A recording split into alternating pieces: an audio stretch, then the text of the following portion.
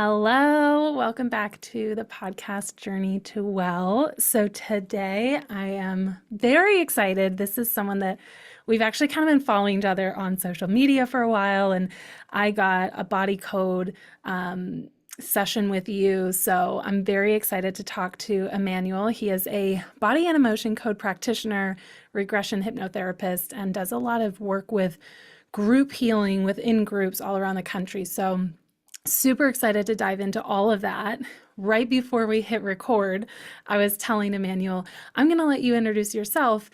And then I was kind of like, actually, this is why. And I don't think I've talked about this on my podcast before, but we can get very lost and stuck in the titles and our accolades and our trainings and our certifications and our schooling and all of those things, which is super important to name. And that's why I kind of give the, gist in the beginning. But what I'm really interested in and what I love when I'm on listening to a podcast is, who is this person that I'm talking to, or who is this person that I'm listening to? Not just where did you go to school? Where are you living? What certifications did you receive and training have you gone through? So, Emmanuel, I'm so excited to have you on the podcast. I'm going to turn it over to you to introduce yourself however you would like to, titles, non-titles. Who is Emmanuel?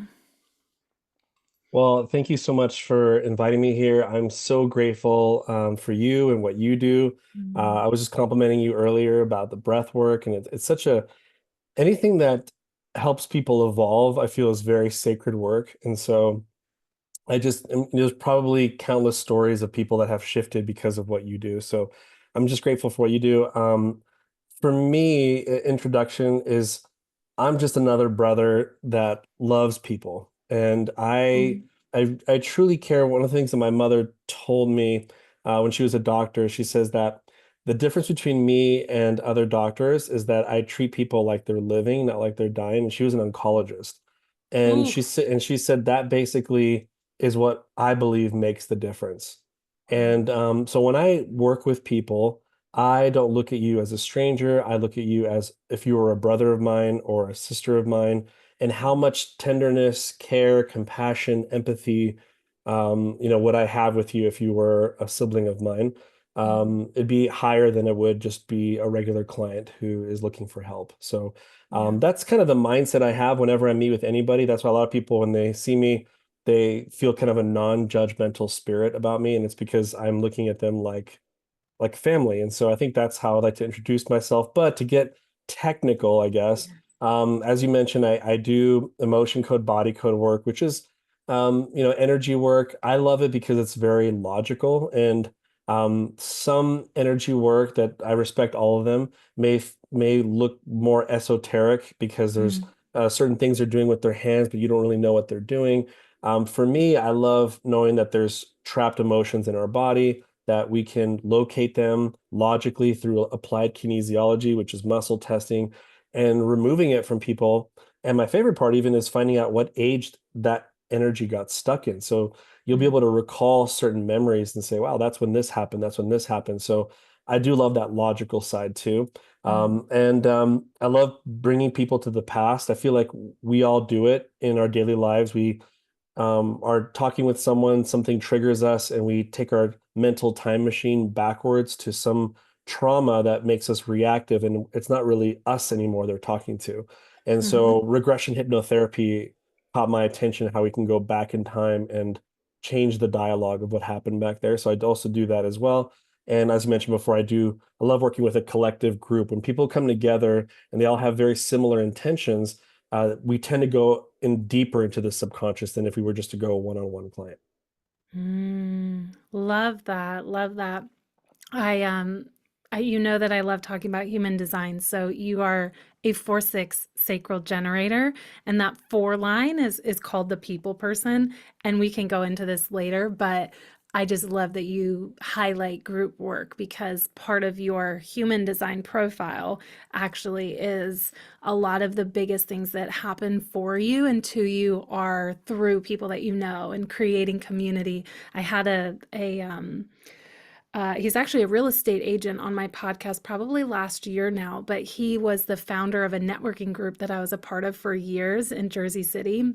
And he has a 4 line too. And I was like, you have to have a 4 line. Before I even pulled his chart, I was like, you have to. So anyway, the nerdy part of me in human design always tries to like figure out what people's human design is before I pull their charts. So I That's love so that awesome. you also have a 4 line, but I love all of the work that you do. And I love that what your mom was saying about the treating them like they are living instead of dying, and treating people as humans and friends and family members and siblings, because in a lot of healing work, whether that's a medical, like Western healing work, like orthopedic doctor or physician, right? Or a holistic healer, people are coming to you and us feeling very broken. And I mean, I worked with you. There's parts of me that feel very broken, and I deal with that and I kind of process through that. But to be approached with someone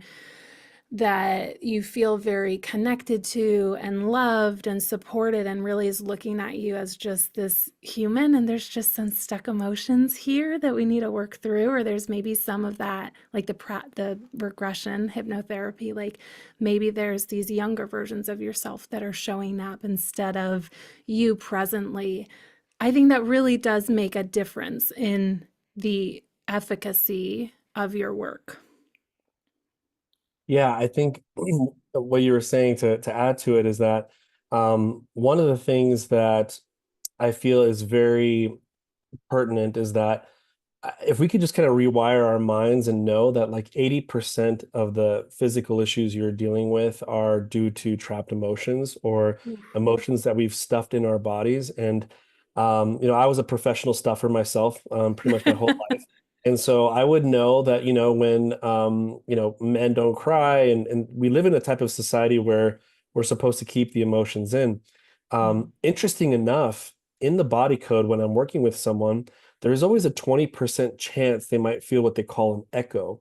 And what's interesting is that the men that echo more are the ones that stuffed it down more. So what's happening is that they might feel the emotion a little bit stronger than normal when they're going after the healing process. And I have to let them know that that's what their body was trying to exude early on, but now because you stuffed it, the only way to heal from it is to feel it now in the present. And Mhm. so, but again, that's very rare, but it happens a lot with men. And so I do let them know that's called an echo. Just go take a walk, go do some frisbee with your dog, go read a book, do something to kind of get you back in the Zen state. Yeah. But I feel, knowing the way you started this podcast and about classifications, is that the more we find out more about our identity and who we really are, our life can be very, very different. And Mhm. the power to go back in time in our mind, the power to remove these emotions that we're creating. It's like, again, just keep learning more about yourself, about how your body truly functions, and not what not with like white coat syndrome told you that is the truth. Because again, they're not used to telling you that emotions got you to where you're at, but to get the full healing, you need to know the actual culprit. Yeah. Well, and it's such a mindset shift to begin to process, okay, logically, I might not know what's going on, or logically, I might not remember. Like, we don't remember anything before we're two. Just like our Mhm. brain is developing so quickly and processing so much information that if you think that you remember something before you're two, typically it's like your parents telling you a story and you're like, "Oh yeah, yeah, absolutely, that happened to me." So we Yeah. we don't remember anything before we're two, but even very traumatic events, and there's so much science behind this. I know you know this, but there's our brain kind of shuts down and forgets what trauma occurred, even in pregnancy and childbirth. We don't remember the woman, like, I don't know, you probably can speak more eloquently about this, but we forget the pain of childbirth because we're meant to reproduce and have more children. And if we remembered how bad it was, truly, we probably wouldn't have kids again. So having that mindset shift from, okay, maybe my mind doesn't remember this, but my body remembers it. And how can I learn that communication of my body? Because it's not going to speak in words. It's going to speak in sensations or pain or chronic problems or disease, right? Mhm. And learning that has truly shifted so much in my life. And I am a chronic overthinker. Like I can get so deep in my mind and my thoughts and overthinking things. And that's why I found breath work and learning. And I kind of remind this to my clients in breathwork journeys is we don't even have to really get stuck in the story behind it. And I'm curious to hear your input on this because I don't know how this like aligns in your work, but how I always lead my breathwork journeys is we don't have to get stuck in the story. If your body is shaking a little bit, if you feel like you need to cry, if you feel like you need to scream, if you feel this sensation like in your elbow and you just need to kind of like shake it out or bounce it out, and then you feel an emotion arise, let that emotion pass through you, express however you need to express. But we don't need to get stuck in like, oh, my elbow hurts because I broke it when I was 10 years old. And, but, like we don't always need to get. So, how does that show up in your work and what you do? Because I know you asked me a few questions and it's so interesting to remember. Like, what happened to you when you were six? I think you said this, like, what happened to you when you were Mhm. like 6 or 7 years old? And I'm like, well, my parents got divorced at that age, Right. a big event. Yeah, so this is so interesting because I used to have a mantra in our old practice. It was called coding alternative. And it was like talk less, heal more. And that was Mm, so it goes very much along with what you're saying. wow. One of the things also I did notice too is that one of the biggest wars or battles you will ever have sometimes is post therapy, let's say marriage counseling. They say the biggest battle happens on the drive home post the session. Okay. So the question is what's happening? Why does that happen? I Right. thought it would neutralize certain things. But what's actually happening is that what that therapist doesn't know is that they're letting these energies bubble to the surface, and there could be like it's almost like popcorn. And the woman's doing it, and the man's doing it. And what she does is, okay, great. I'm glad that we talked about this. Now go about your way, and hopefully these things change. The problem is they're still bubbling and popping in the body, and they're triggered or they're feeling a lot of anxiety. They want to fight or flight, and Mm, now they're stuck in a car together. So that's what I call like danger 101. You have to, I believe the future consists of having two rooms. There's the therapy room where someone can talk to you, but then the next room is a body code practitioner that can literally just say these words and say, what energies and emotions came out or are now surfacing in your body? Can we release them now? And then go ahead and start just a full on as much as the body will release, and then let them leave because at that point they can feel that peace or inner joy that they consciously receive, but subconsciously they feel like they're under attack. And so I think there is in the beginning when I meet with someone new, I do like to kind of be very nitpicky about ages and emotions. As time goes on, they stop caring about that. They just want the symptom to go down. mm, And so they want the pain to go down. They want to attract their soulmate. They want to make an extra comma in their bank account. It really doesn't really matter that much, but I still put it in anyway, just in case they get curious about, oh, he put it down. It's like age 7. What was that? Oh, that was the divorce. So I do kind of allow them to like they're the ones that choose in the end if they want to care about it or not, but I always do it just in case. love that. Love that. So let's explain a little bit deeper what the body code, what the emotion code. I assume they're two different things. Can you kind of explain that? I personally feel like I've heard those words thrown out multiple times, kind of like human design before I became a human design guide. I had heard it, like it's just kind of like passing in the wind. So I've heard body code, emotion code quite a few times. I actually know a few people that are practitioners, but I've never dove in. I don't know that I could even explain it to someone even after you working Yeah. with me. No, it's very simple. So first of all, I'd like to mention that the person who created it was a chiropractor himself. His name is Dr. Brad. He lives probably like 17 minutes away from me, in St. George, Utah. Not that that matters, but him and And your I, besties, that does okay, matter. so him and I are pretty good friends, but sometimes when I tell people I flew in his plane, people go like, "This guy's a show off." But it's like we were actually flying to some beautiful Native American territory to like help people with addictions. We weren't just going out to lollygag. So we're trying to help out some beautiful people. Wow. But what happens is so what I love about him is that he has a connection with the creator, which is really important.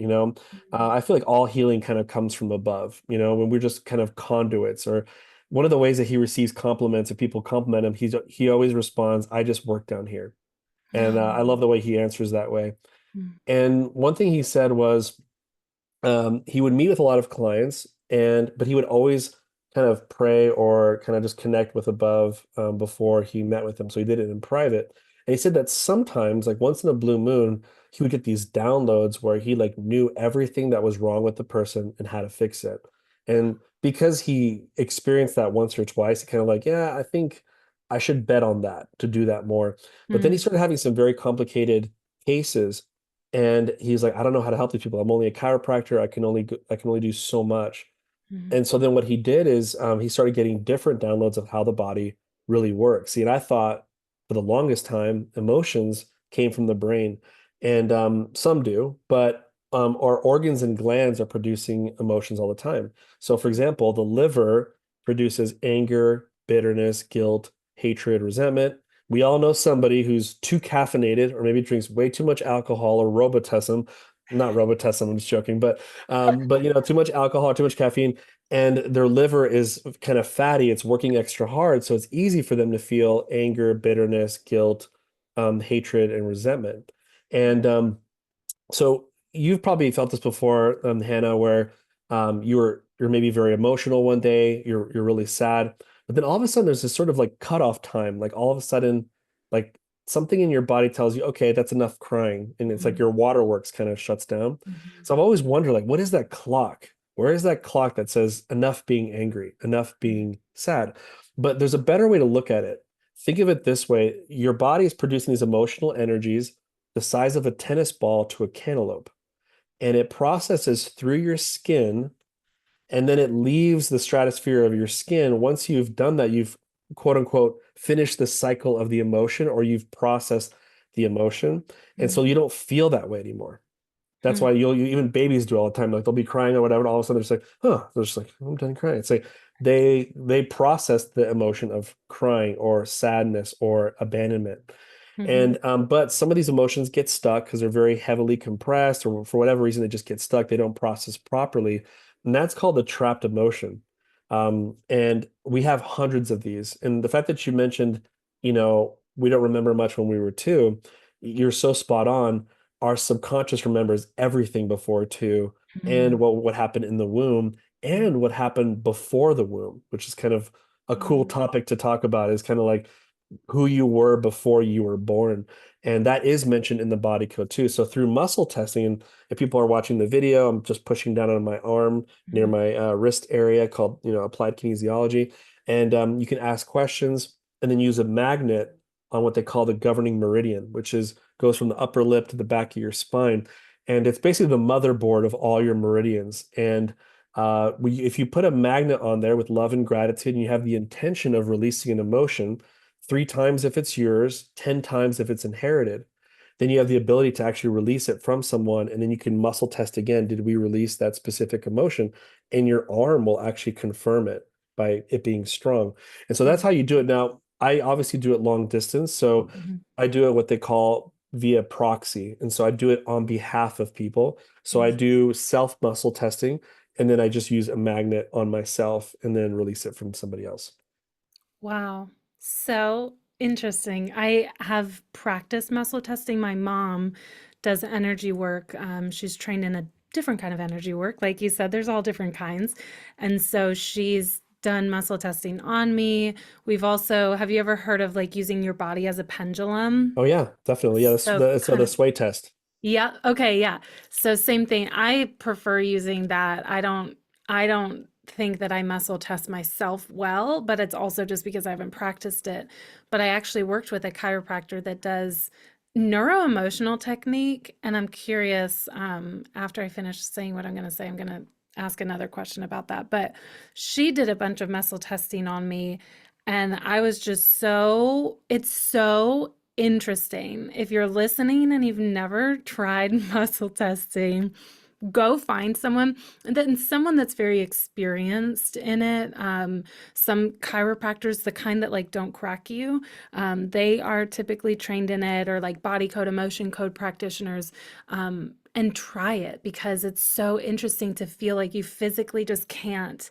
They'll kind of try to like pull your arm away in a way, like you kind of have your arm by your side and they'll pull it towards them. And it's such an interesting experience to feel like that strength and that weakness. And anyway, my question about NET is, what are the different, have you heard of neuroemotional technique? And if so, what are the differences?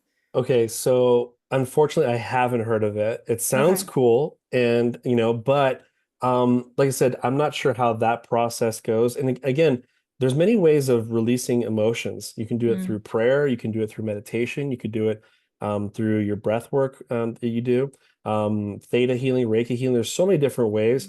Again, it's kind of like, what do you prefer? And again, what I've noticed is kind of beautiful is that I've been very fortunate that as soon as I start working with others that are professionals in their field with Reiki or Theta, they always ask me, what the crap are you using in regards to the charts?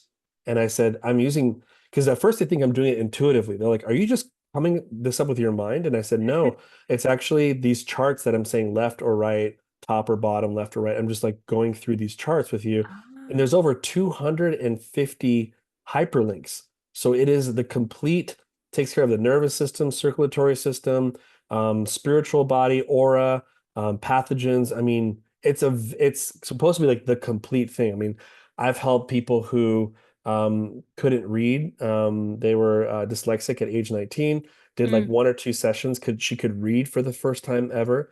People who have fibromyalgia, finding out that the major trauma that happened was her mom who took away her baby when she just became she just had her baby, and then I had to work my way back there, and I kept finding age 19, what happened at age 19, and it was that trauma. So everything can relate to some specific trauma in their life, and it's just kind of comforting to know, like, yeah, I knew that caused my issue right now. Like I knew, but I didn't know it though. That's the part that shocks them, is like, how would I know that age? How would I know that emotion that they felt? mm-hmm, And it's not mm-hmm. me. I try not to say it's not me. It's really your subconscious records everything, every corner you've turned, every tear you've dropped, every person you broke up with, every heartbreak, every person that's passed away. Your subconscious is recording it 24/7. And Yeah. you don't have to remember. You can have complete amnesia and still benefit from a body code session. So you don't have to know anything as Yeah. well.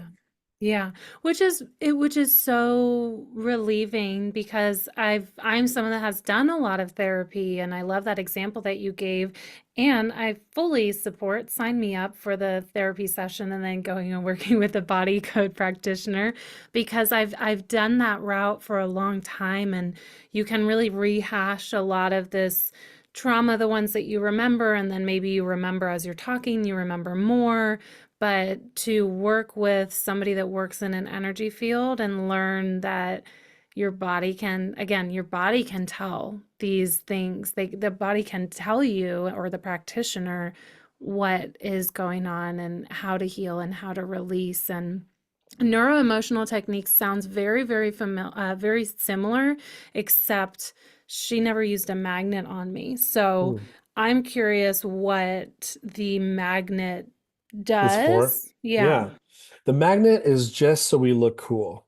I'm just kidding. No, that's not the answer at all. No, the magnet actually, what it does is, if you think about it with a magnet, you see if you were to put it on a hotel card, Yep. the hotel card wouldn't work. If you put it long enough on a computer and on the data board and things like that, computer would have some issues functioning too. Yep. So it's the electric charge, and obviously you're trying to extract an emotional energy.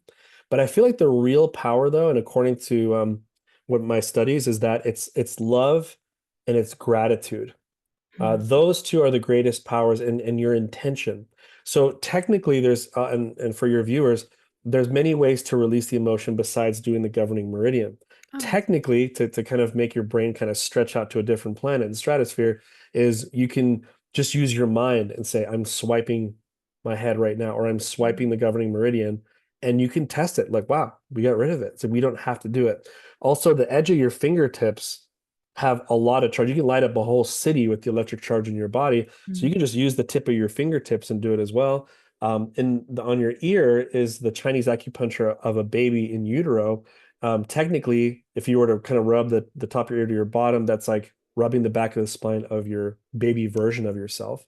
Oh. The last one that I typically use is my middle finger, which in Korean acupuncture is the head and the spine. So when I was working with you, I was just doing this. And this is the same as if I was rubbing your back here in person. And Wow. so that whichever method really works is really cool. Back to muscle testing. If a really fun one that I like, there's an Asian one that I really like. I don't know if you've tried this. Maybe Hannah, you want to try it with me.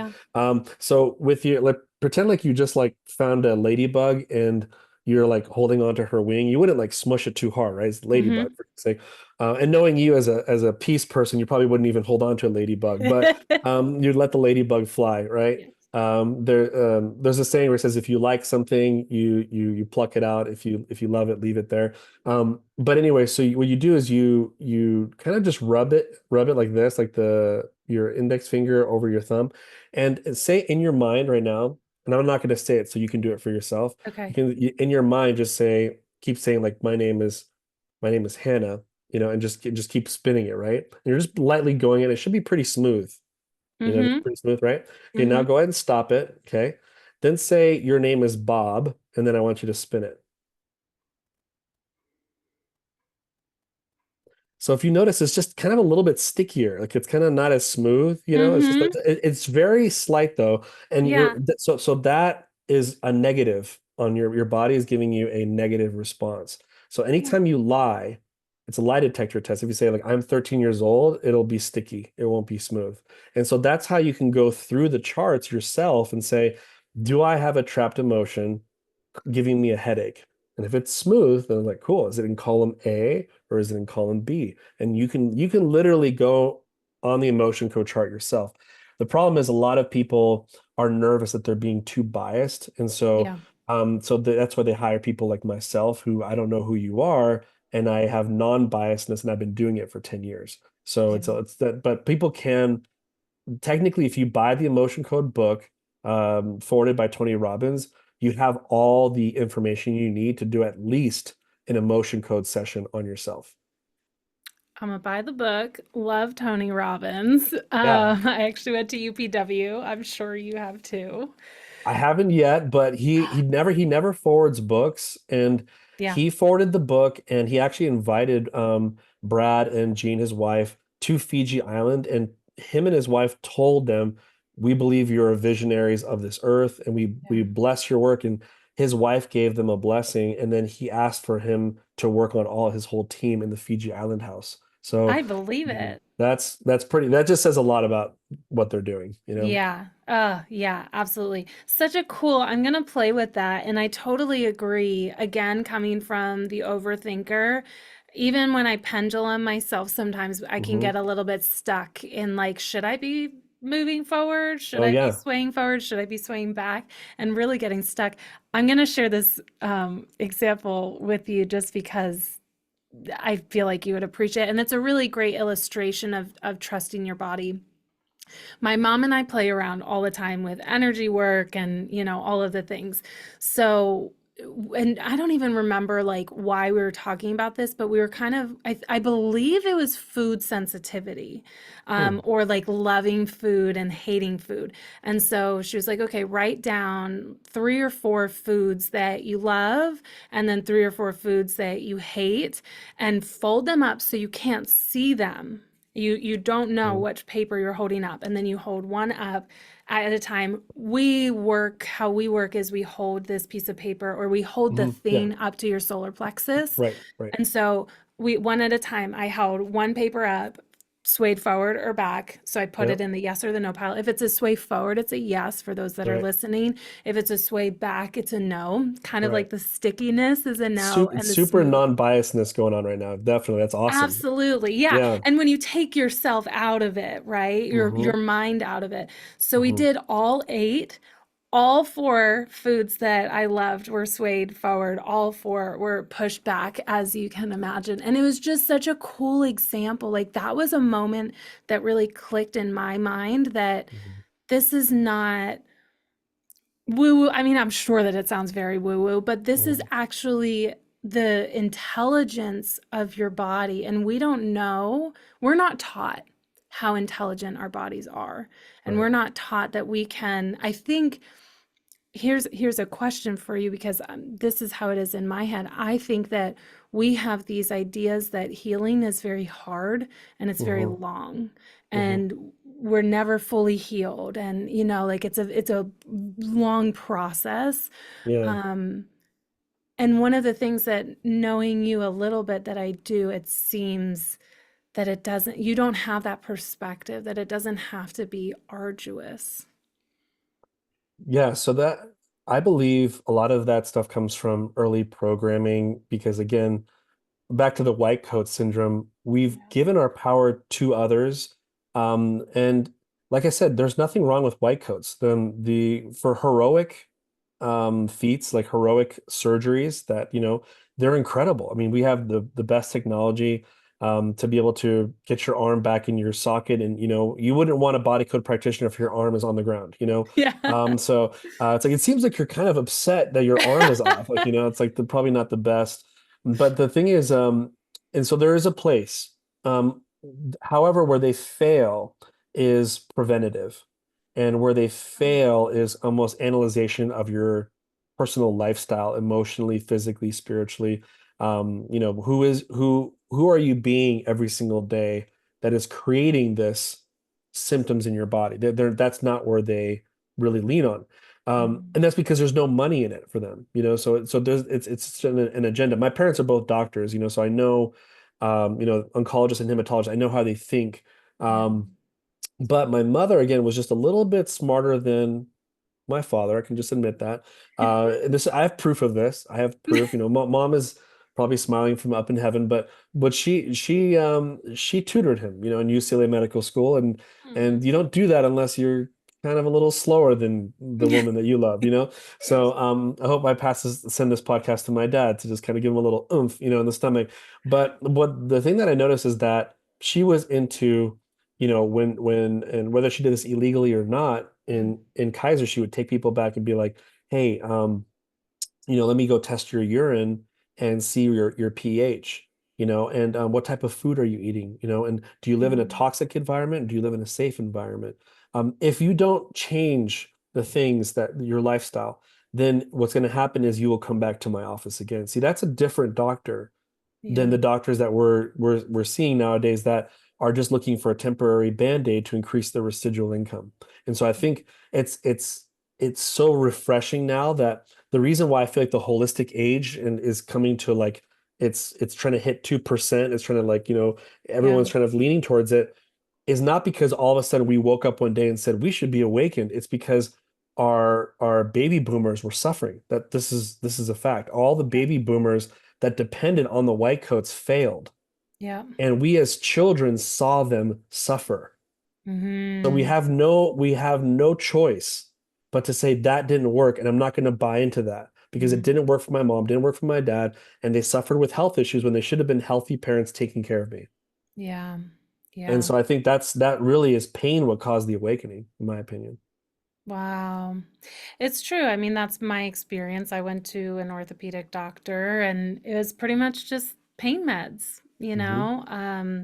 and that was his answer. And actually the pain meds didn't even work for me. So, like it's incredibly frustrating and that is one of the reasons I just had a doctor of acupuncture and oriental medicine on my podcast, and I said the same thing. That's one of the reasons that I started this podcast, is to be able to learn from experts in their field and Hmm. be able to introduce these other healing modalities, whether you are in chronic pain, physical pain, emotional pain, spiritual pain, you just feel like you're stuck at this plateau in your life. It doesn't always have to be this huge pain. And that's something you said, preventative care. Like, Hmm. what can I do for myself now that Hmm. will serve my future self before I get to the point of a big diagnosis or medical Hmm. diagnosis or a big issue in my life.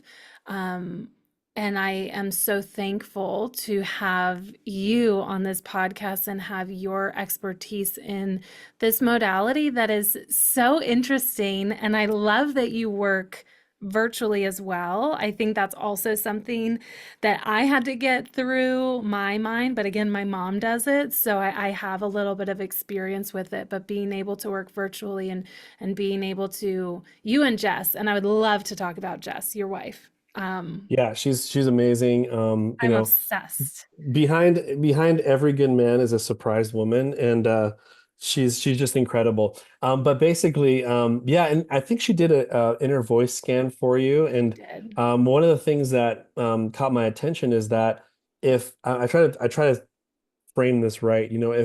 If Rife, there's a very famous like kind of physicist Rife, and like Tesla and like Einstein all had a baby and made a device. Okay, this is how I'm gonna kind of frame it. It would be that scanner she just used with you. And Yeah. I really feel like this is like technology from the future. I mean, to be Hmm. able to scan your voice and you have 8,000 frequencies coming from your voice, and it's telling you which emotions you overuse, which ones you suppress, and how it's affecting your body, sending you like a 9 page, 10 page readout. Yep. Then not only that, we all know that binaural beats are really good to balance the brain. Yep. But you go on YouTube and you'll find very non-personal audios that don't really are not really for your emotional ecosystem. Hmm. And so I love this. This is very personalized. Through your 8,000 frequencies, the scanner is like, okay, this is how I balance this out. We need to get, she has problems with being perfectionist or unconditional love. She tends to lean towards perfectionism. Hmm. This note, A sharp, will lean her towards unconditional love.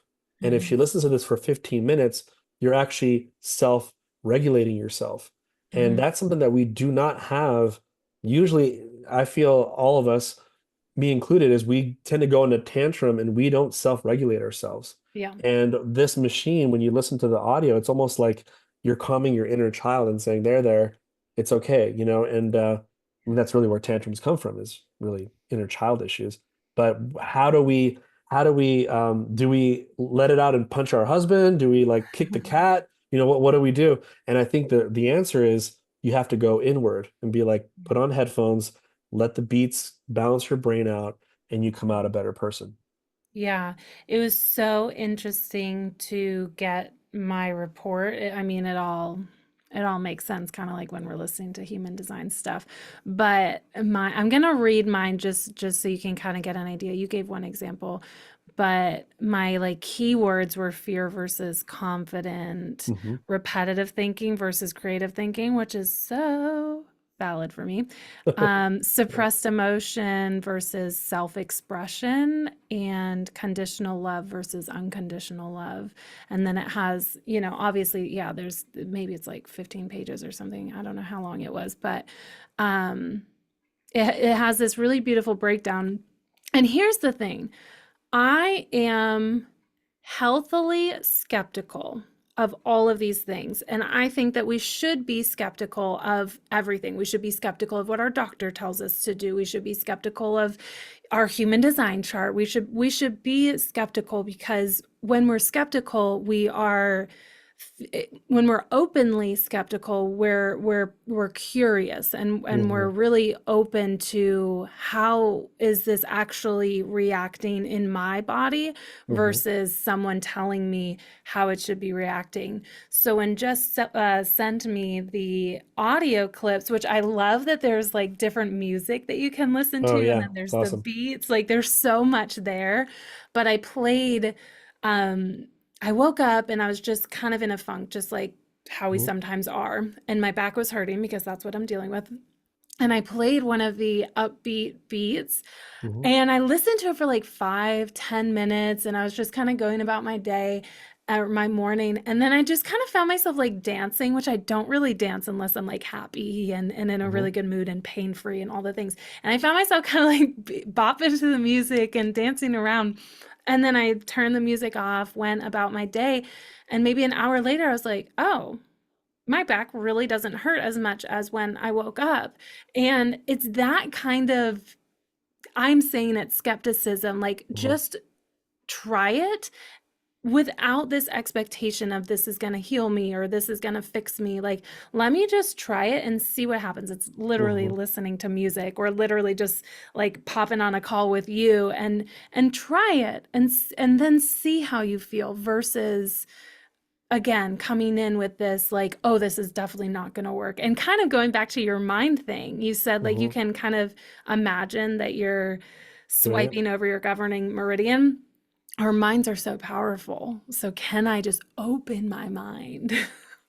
And you know what? The one of my favorite quotes, it sounds kind of funny when I say it, but it's one of my favorite quotes by Mm, T. Harv Eker, Secrets of the Millionaire Mind. He said, "You're either right or you're rich, but you can't be both."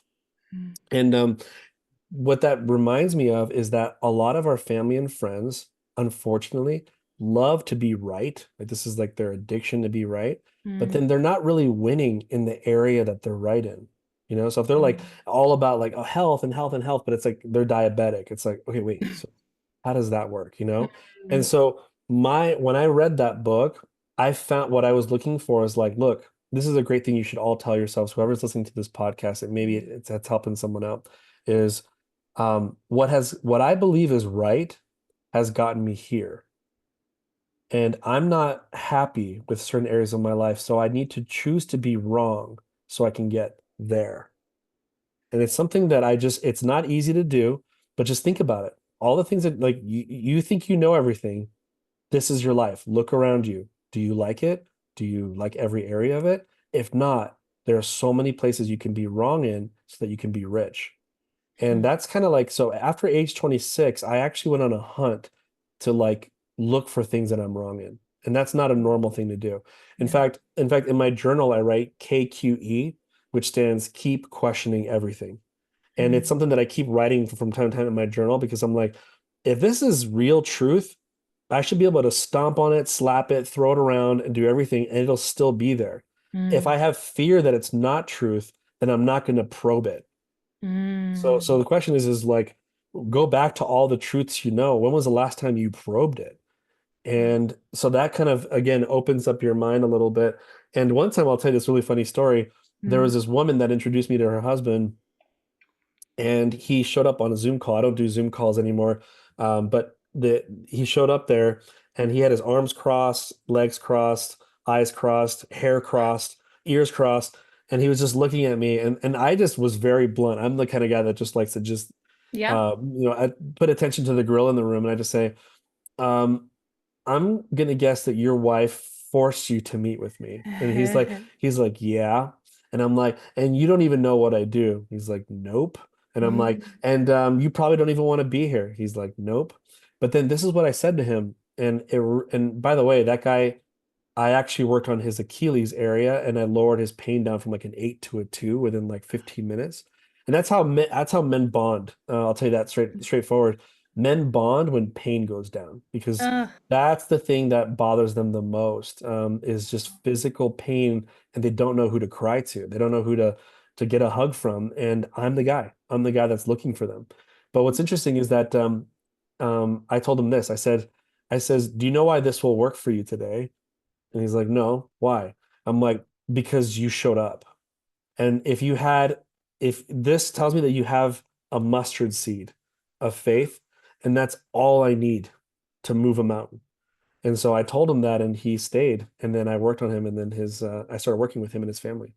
Wow. Thank you for sharing that story. And isn't it so true? We just need a mustard seed sometimes. Sometimes we just need that little twing, that little ping of, maybe this could help me. Maybe this is something. I truly do believe that universe, God, our body, whatever you want to call it, like something guides you to where you need to be, and maybe landing on this podcast is exactly where you need to be, and hearing what you heard, because we don't always soak up everything that's being Hmm. said, but hearing what you heard is exactly what you need to be hearing right now in this moment.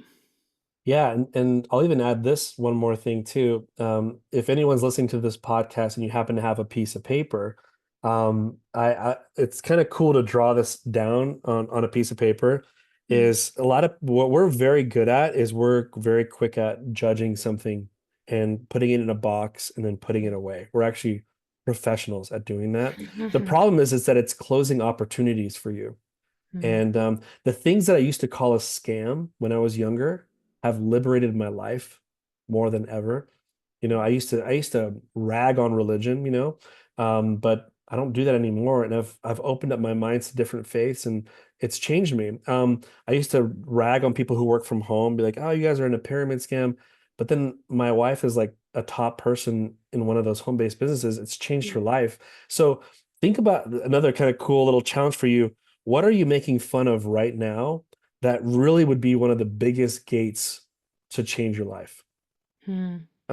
But anyway, what I wanted to say was draw in a piece of paper, draw like an ear, draw a book, draw a group of people together, and basically, oh, and then draw an eyeball. Okay. Mhm. And one of the things that I tell people is that um, if there is something worth looking into and you're very healthily skeptical, go through these four funnels before making your judgment. Number one is when people say, "Oh, no, I don't believe in body code, blah, blah, blah." And this is what I would tell them. And I would start with the eyeball. I would say, "You haven't seen what I've seen." Mm. And then I would go with the ear. I would say, "You haven't heard what I've heard." And then the book is, "You haven't read what I've read." And then you haven't met the people that I've met. And if you go through those four funnels, you'll probably become a believer in the body code. But until then, unfortunately, you're making too soon of a judgment and you're actually stagnating your growth. Yeah. Wow. And how many things do we do that with? How many Too practices many, can we go through and say, what haven't, like, I haven't seen, I haven't right? heard, I haven't read, I haven't worked with these kinds of people, or I haven't been surrounded with these kinds of people. And what would happen if I do? And what do you have to lose? Okay, so it doesn't do anything. And that's what my mom always says. She's like, when you take um, a medication to help your fibromyalgia, they have all of these side effects that are you're going to have at least one side effect, because that's like Right. synthetic medication, you're just going to have side effects with. Energy work, she's like, the worst that's going to happen is you just don't really feel any different. The best that's going to happen is that you That's funny. feel incredibly different, and you feel better, and you Yeah. feel more vibrant or awake, or whatever you are going to feel, less pain. Um, so that, yeah. And that's what I really love about these more holistic healing modalities, is there's really no side effects Mhm. besides feeling good. Hopefully. Yeah, or they say there's nothing. I think Brad said this once. I think he said something like, "There's nothing to lose except for trapped emotions." Dun, dun, dun, tsh. So I'll take that from him. But yeah, Yeah. your mom is very wise Mm. words. And the thing is again, you do have to put in the work, the consistency to meet with your practitioner. I meet with clients once a week. Um, Mm. I have I don't usually typically share this, but like there were two people that had the C word let's just say like C cell, you know? Mhm. And but basically like yeah, after a few sessions they didn't have that C word anymore. I mean, it's Wow. I haven't even spoken to them on the phone yet. Like even when it was gone, we've only emailed each other, you know? Wow. And so the future is here right now.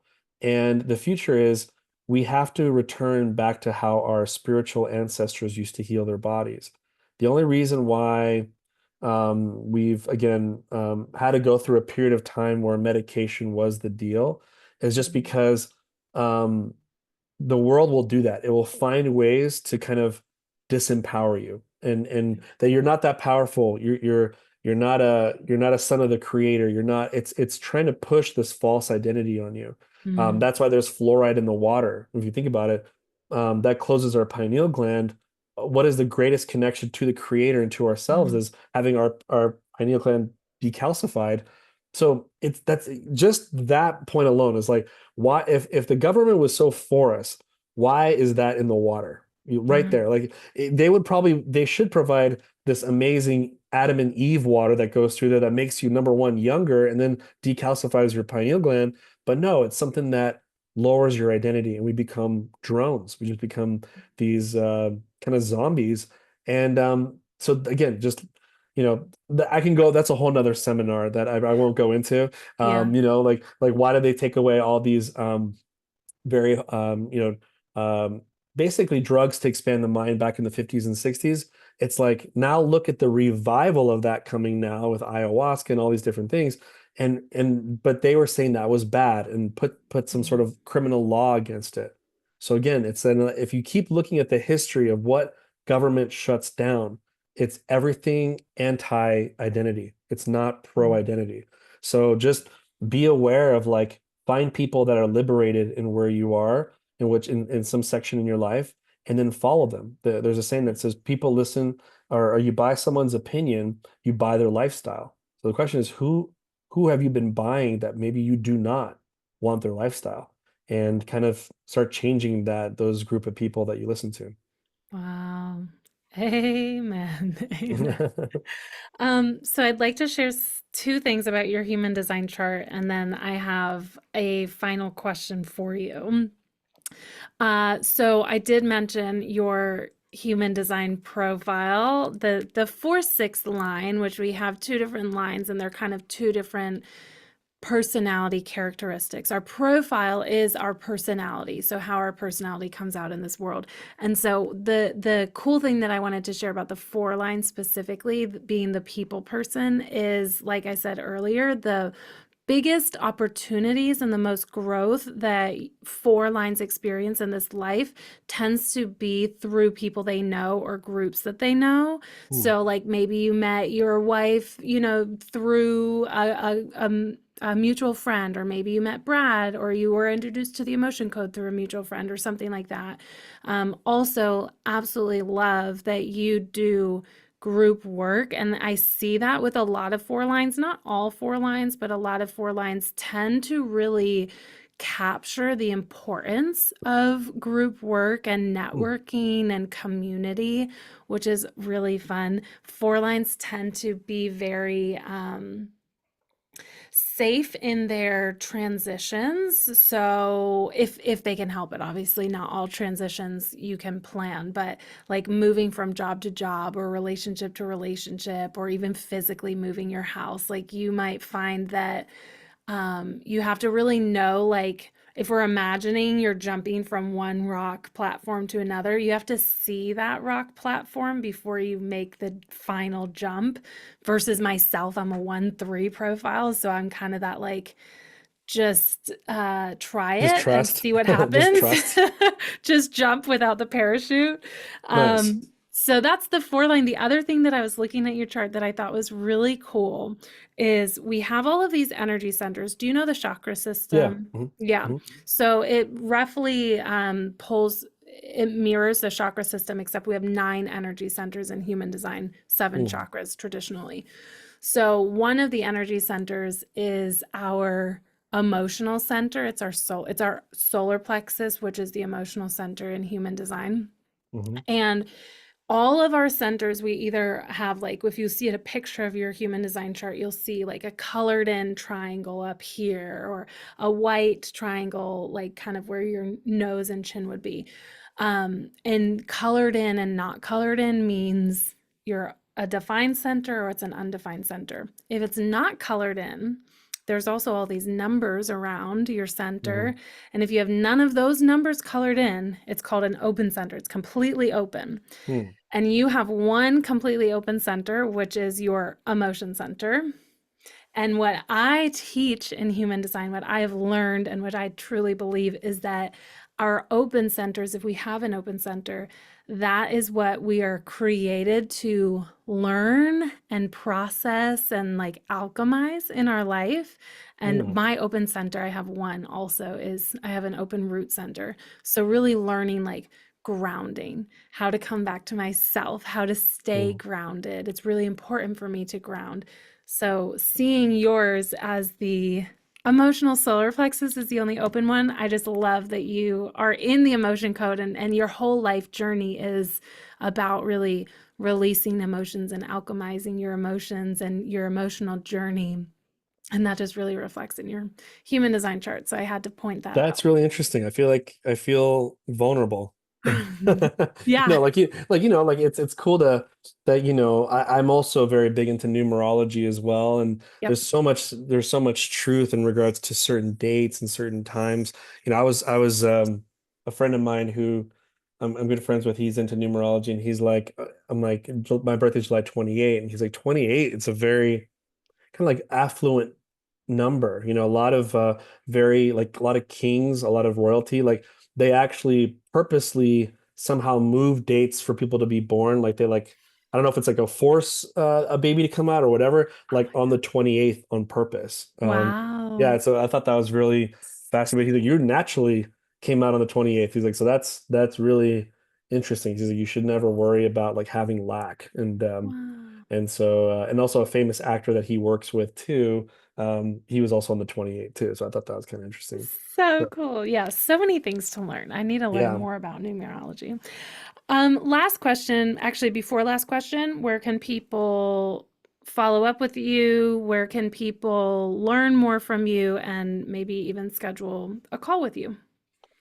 So the best way is I have a platform that my wife and I created back on Earth Day. I don't know if it was 3 years ago or 2 years ago, but it was on Earth Day. That's when we launched it. Mhm. And it's called haveempathyandlove.com. And basically it was I wanted to do a platform where people can talk about anything they want to. No one's going to ban you, because that was happening to all my cool holistic friends on Facebook. They would Mhm. come out of Facebook jail and be like, I'm back, and so I just was like, man, what? Like they're really screening us, and we're like providing really good information. And so Mhm. for people who love holistic health, or they provide holistic health, Have Empathy and Love is the place to go, and it's free to join. And so in there you can find me. You can just inbox me and say, hey, I heard your podcast with Hannah, and I can offer you a free session. If you've never done the body code before with me, I do offer a complimentary session for you, one person in the household. And then also I do announcements on my group healings there too, so you can kind of stay updated. And the last thing is on Sundays you get a free healing for you and your family. So I really care about this idea called Zion, which is like one heart, one mind, and Mhm. just for families to be united. A place so spiritual that if the creator did come down, it wouldn't be to do work with you. It'd be like just to rest with you and to like enjoy your company. And so I'm very big on that big picture of Zion homes. And so on Sundays, I was kind of given this information from above, is like never charge for this Sunday grounding healing that goes from 8 a.m. to 8 p.m. And I've never charged ever. So it's kind of like it's just free for the family. The Wow. spouse gets healing, the kid gets healing, everyone in that home does. So you get 52 healings a year just for being there on that platform. So yeah, that's the best place to find me, is haveempathyandlove.com. Or if that voice scan sounds interesting to you with my wife, what she does, you can always inbox her. Her name is Jessica Zevallos, and you can just inbox her when you get to heal. Love that. Yeah, highly recommend trying the voice scan as well. It's very a cool experience and really fun to listen to. All right, Emmanuel, last question. If you're standing on a platform and you had a minute to share any message in the world, what would you share? Take some time to learn about how deep you truly are. Um, if we're created in the image of the creator, doesn't it make sense for us to examine who we really are? Whether again it's regression hypnotherapy, whether it's energy healing, whether it's group healing, or whatever you do, Mhm. is to make sure that you make you like finding out who you really are as a priority, and then everything else in your life just starts to work out. It's sometimes you have to go into the cave and just kind of do your healing and then come out differently. And I honor that wherever you are, whoever's listening. If you're struggling with an addiction, if you're struggling um, with relationships, if you're struggling with money, just know that it's probably not all those energies are even yours. You probably absorbed it, you probably inherited it. That's good news for you. That's like, be easy on yourself Yeah. and just do the healing, and then you can change your life in a year. Hmm. That has been such a truth in my life. The more and more that I learn about myself and how I am created and what works for me and what doesn't work for me, the more life just flows, the happier Mhm. I've been, the more confident, but not that forced confidence. You know, there's a Right. difference. Mhm. The less that I care about what other people think, and so many things, so many benefits. You're never going to lose learning about yourself. You'll never lose. Thank you. Thank you so much for coming on. It was such a beautiful conversation. I appreciate your time. Thank you for having me here.